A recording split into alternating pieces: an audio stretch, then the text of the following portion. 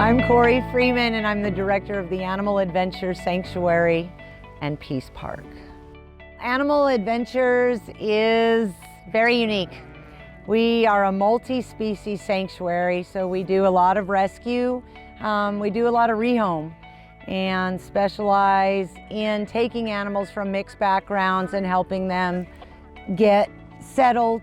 We have animals really from all over the world. We have monkeys, lemurs, sloths, we've got bats and foxes and tortoises, many kinds of large snakes.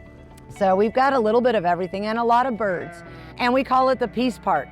When all is said and done, we want to do something good for the animals, but we also recognize that if we have any hope of having humans save our earth, we need to get ourselves grounded and soften up a bit and just find some peace. So that's why we call it the Peace Park. Really started as a hobbyist and found that a lot of animals were getting sick that I would get from a pet store, get from somebody they weren't doing well.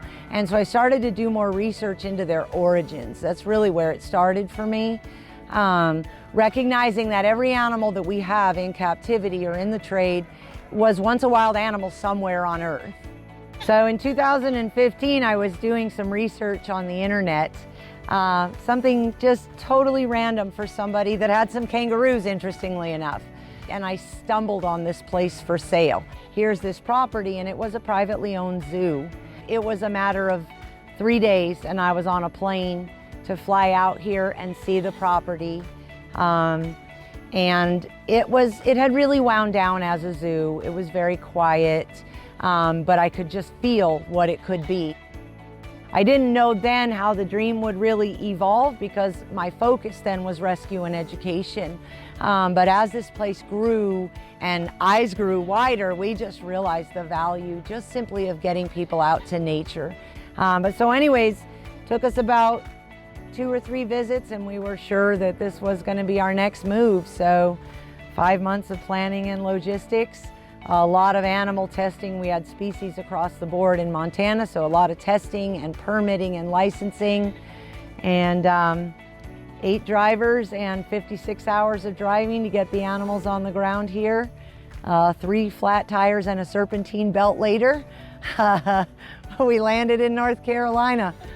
And yeah, it was chaotic for about a month, trying to learn all the animals that were here and get all of our animals situated was huge. It was a huge undertaking. There was not a lot of sleep for the 8 weeks encompassing that. We have a very broad scope of heart about this, and it really comes down to humanity and bringing the human back to humanity. As with everything, one of our biggest challenges is financing. When you do rescue, there's always more that need to be rescued, and you got to look for a way to support that. And one of the ways we support it is by having people come out.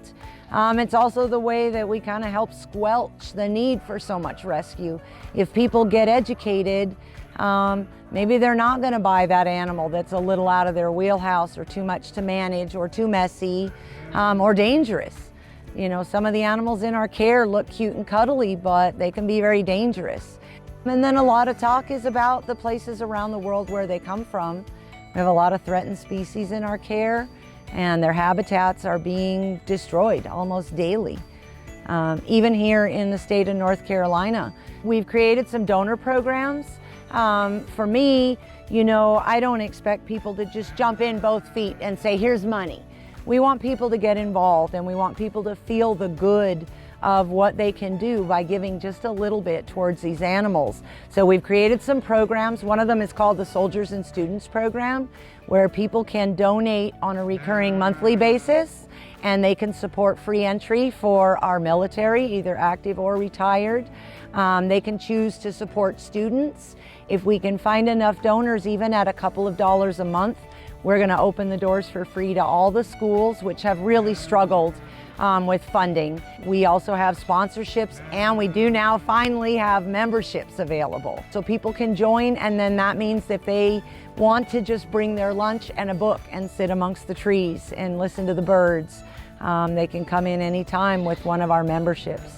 So we do have volunteer opportunities. We have some on a regular basis, and then we definitely have projects and things where groups can come in. Like today, your group was amazing. For us on animal care, especially with a very small core staff, there's so many days when it takes all the day just to get the food out, get them cleaned, and you know, we check everybody's health daily.